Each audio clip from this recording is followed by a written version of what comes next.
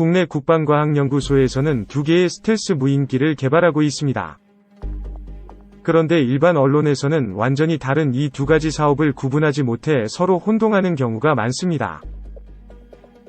그래서 2020년 중반즈음에 완료될 예정인 한국형 스텔스 공격무인기와 2030년 즈음에 실전 배치될 것으로 보이는 스텔스 무인정찰기에 대해 설명해봅니다. 북한 이동식 탄도탄 발사대 위협. 북한은 1990년 걸프전 당시 이라크 사담 후세인 정권의 스커드 미사일 운용 전술에 대해 큰 감명을 받게 됩니다. 당시 이라크군은 이스라엘과 사우디아라비아를 스커드 탄도미사일로 공격했고, 사우디아라비아 다란의 미국 병영에 떨어진 알 후세인 탄도미사일, 스커드 개량형 공격으로 인해 28명이 사망하고 110명이 부상당하기도 했습니다. 그리고 이스라엘을 잔뜩 열받게 만들어서 미국이 어렵게 만든 미국 플러스 아랍 동맹이 파기될 위기에 몰리기도 했습니다. 사실 사담 후세인이 마음을 굳게 먹고 이스라엘과 사우디아라비아에 화학무기 공격을 가했다면 1990년 걸프전은 엉망진창이 됨은 물론 미국이 제대로 지상군을 사우디로 결집시킬 수 없었을 것이라는 평가가 많습니다. 미국은 이라크의 탄도미사일 공격에 놀라 공군력의 20에서 30%를 파괴작전에 투입했습니다.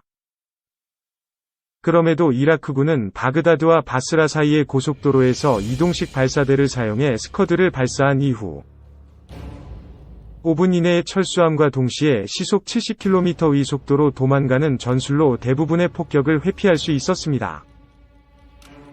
놀란 미국은 당시 시제기에 불과했던 E-8 조인트 스타즈를 동원함과 동시에 F-15의 전폭기만의 자랑이었던 APG-70 레이더를 활용한 ATR, 자동 표적식별, 능력을 활용해 20에서 30여 대의 스커드 이동식 발사대 제거할 수 있었다고 자랑했습니다. 그 소식을 들은 한국 공군도 죽어라 미국을 압박해 F-15의 위 한국판인 F-15K와 함께 미국이 수출을 거부하던 ATR, 자동 표적식별, 능력을 어렵게 APG-63, V1 레이더에 집어넣는데 성공하기도 했습니다. 그러나 전후 이스라엘 정보부는 미국의 희망과 달리 단지 2대의 이동식 발사대만이 공중폭격으로 파괴되었고 나머지는 모두 기만체였다고 냉정하게 평가하였습니다. 북한의 이동식 발사대 전술. 북한은 1990년 걸프전을 지켜본 이후 이라크처럼 평양 원산, 평양 개성 간 고속도로에 스커드 이동식 발사대를 배치함과 동시에 이라크처럼 미국의 도청이 불가능한 광섬유 통신망을 깔았습니다.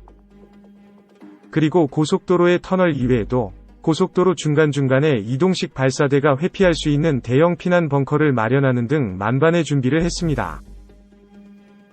이 모습을 지켜본 대한민국은 휴전선 부근에서 평양 원산 고속도로를 감시할 수 있도록 특별히 개량된 RQ-4 글로버로크 4대를 발주함, 얼마 전까지 2대가 도착했습니다.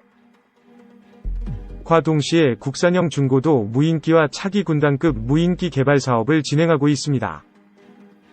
이들 모두는 휴전선에서 200km 이상 진출할 수 있으므로 강력한 다중 감시망을 구성해 북한의 고속도로를 실시간으로 감시할 수 있습니다. 덧붙여 60대의 F-15K 전폭기 외에 모든 KF-16 전폭기에 스나이퍼 ATP-4를 장착함으로써 북한의 이동식 발사대에 대응하고 있습니다. 그리고 F-15K가 운반하는 KEPD-350 타우러스 순항미사일이나 육군 유도탄 사령부가 운용할 예정인 사거리 180km급의 KTSSM은 대한민국 영토에서 발사되어 북한의 벙커를 파괴할 수 있습니다. 이렇게 대한민국이 평양 원산, 평양 개성 사이의 고속도로에 대한 감시 및 타격 체계를 준비하자 북한 역시 진화하게 됩니다. 북한은 먼저 사거리가 800에서 1000km로 늘어난 스커드 ER를 개발함은 물론 이동식 발사대를 평양 원산선 이북으로 분산 배치함으로써 한국군의 정찰 및 타격 체계에 대항하고 있습니다. 한국의 반격, 스텔스 공격무인기. 한국은 북한이 내륙 깊숙한 장소에서 이동식 발사대를 분산 배치함과 동시에 전차차대를 개조한 북극성 -2 궤도식 발사대를 배치하자 이에 대한 대응책을 준비하기 시작합니다. 그 대응책은 먼저 북한 전역을 감시할 수 있는 정찰위성을 확보하고자 현재 이른바 425 사업을 진행하고 있으며, 향후 2023년 이후부터 4대의 SAR, 합성 개구 레이더, 정찰위성과 1개의 2호, 광학, 정찰위성이 배치될 예정입니다. 또한, 얼마 전에 미국의 EA 조인트 스타즈와 동급의 성능을 가진 한국형 조인트 스타즈 도입 사업에 대한 선행 연구가 실시되기도 했습니다. 밀리터리 리뷰 이지 2001을 참조하십시오. 그러나 이들 대응체계에도 나름 한계는 있습니다.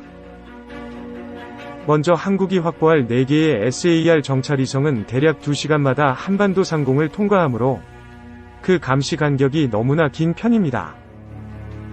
또한 북한이 깊은 산악지형 후사면에서 이동식 발사대를 운용할 경우 산악지형으로 인해 가려져 설사 EA 조인트 스타즈가 있어도 제대로 탐지 못할 가능성이 높아집니다. 특히나 북한의 북극성 2호는 콜드런치 발사 방식을 사용하므로 산악지형 바로 뒷면에서도 문제없이 탄도탄을 발사할 수 있습니다. 이와 비교해 통상적인 이동식 발사대는 탄도미사일 발사 시의 열 폭풍으로 인해 사방이 열린 개활지에서만 발사할 수 있으므로 발사 공간이 제한됨은 물론 쉽사리 노출됩니다. 한국형 스텔스 공격무인기 개발 북한은 이렇게 재주를 부리고 있지만 실제 한계점도 있습니다. 북한은 도로 포장률이 낮고 이동식 발사대는 지나치게 커서 실제 고속도로를 제외한 나머지 지역에서는 이동상 제약이 큰 것으로 알려지고 있습니다. 궤도식 발사대 역시 한미연합사가 추적한 결과 작전기지를 중심으로 5km 이상 기동하는 사례를 발견하지 못할 정도로 기동력의 한계점을 노출하고 있습니다. 그래서 한국의 국방과학연구소는 2015년부터 2020년대 중반 실전 배치를 목표로 스텔스 공격무인기를 개발하고 있습니다. 한국형 스텔스 공격무인기는 밀리터리 리뷰 2017년 4월호 등을 통해 자세히 설명된 적이 있으므로 간략히만 소개해봅니다. 국방과학연구소는 2015년에 초기 연구를 시작해 지난 2017년 8월부터 2019년 말까지 스텔스 공격무인기에 대한 응용 연구를 실시하였습니다. 스텔스 공격무인기는 F-35A 수준의 스텔스 능력을 활용해 북한 영토에 대한 비밀 침투가 가능하므로 북한의 공격이 임박했다고 판단되면 사전에 발사되어 북한의 이동식 발사대와 방사포 등을 감시할 수 있습니다. 이렇게 감시 중에 타격 명령이 떨어지면 탑재된 직경 120mm짜리 5발이 드로나 지능자탄을 투하해 공격을 수행하게 됩니다. 기본 성능을 보면 최소 12시간 이상의 장기 채공을 위하여 프로펠러와 터빈 엔진을 사용하며 덕분에 운용 고도는 3에서 5km 정도로 제한되고 작전 속도도 시속 200km 수준입니다. 그리고 그 크기도 현재 군에서 운용 중인 RQ-101 송골매, 최대 이륙 중량 215kg, 나 차기 사단급 무인기 165kg 정도로 작은 편이라고 합니다. 하지만 프로펠러 엔진 덕분에 아주 장시간 공중체제가 가능하고 우수한 스텔스 능력과 3km 이상의 채공 고도를 통해 북한의 감시망 대부분을 회피할 수 있습니다. 스텔스 공격무인기 공격 방식은 스텔스 공격무인기는 GPS와 관성항법장치 등이 포함된 자율 항법장치를 사용해 미리 설정된 작전지역을 지속적으로 왕복하게 됩니다. 북한은 산악지형인데다 도로 포장률이 낮아 탄도탄 이동식 발사대나 기타 방사포가 기동할 수 있는 지역이 제한되므로 감시해야 할 구역을 충분히 특정할 수 있다고 합니다. 스텔스 공격무인기는 장착된 IIR, 열영상, 플러스 CCD 카메라로 방사포 혹은 이동식 발사대 등을 탐지한 이후 이를 ATR, 오토매틱 타겟 레커그니션 기술을 활용해 분석함과 동시에 이를 후방 지휘부에 보고하게 됩니다. 즉, 자율적으로 움직이는 자율 공격형 무기입니다.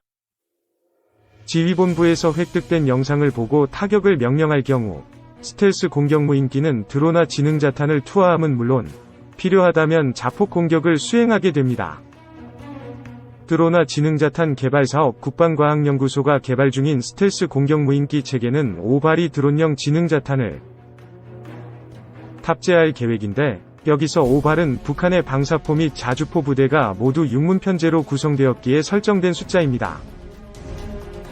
지난 2015년 12월 24일 주식회사 풍산이 스텔스 무인기 전술 타격체계용 드로나 지능자탄 선행연구 용역업체로 선정되었으며 현재 풍산의 방산기술연구원 주도하에 개발이 거의 완료된 상태입니다. 풍산은 드로나 지능자탄을 위해 각각 낙하산 조종형과 동축 로터 추진 방식을 연구했습니다.